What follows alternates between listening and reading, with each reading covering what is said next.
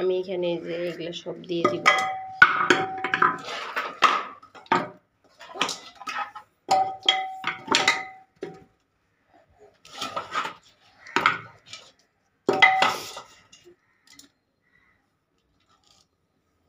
দিয়ে আমি সব ধরনের মশলাগুলো দিয়ে দিব।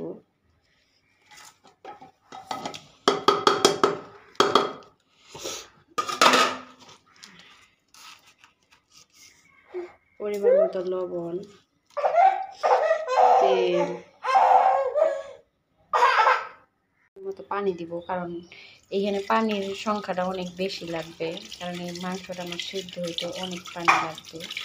আমি এখানে প্রচুর পরিমাণে পানি দিব, যেন মাংসের ভিতর থেকে সব ধরনের মানে মশলাগুলো সব বের হয়ে যায় হাড় থেকে।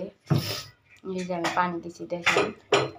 এখন যে একটা ইয়া দিয়ে নাড়তেছি, নাড়ুরি দিয়ে, ভাত নাড়ে যেগুলো দিয়ে, দেখুন কি সুন্দর কালার আসছে।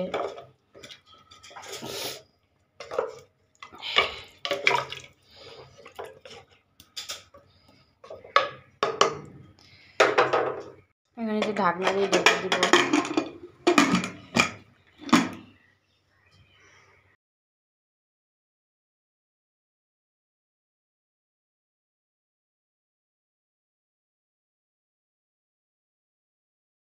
মানে গরুর ঠ্যাং নিয়ে আসছিল, নালি বলে অনেকে। এই যে একটা এই যে হয়ে গেছে, এইরকম হয়েছে রান্না করে।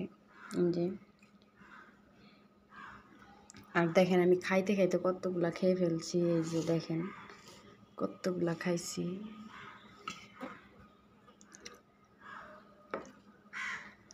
গরুর, এটা গরুর ঠ্যাং দেখে বোঝা যাচ্ছে।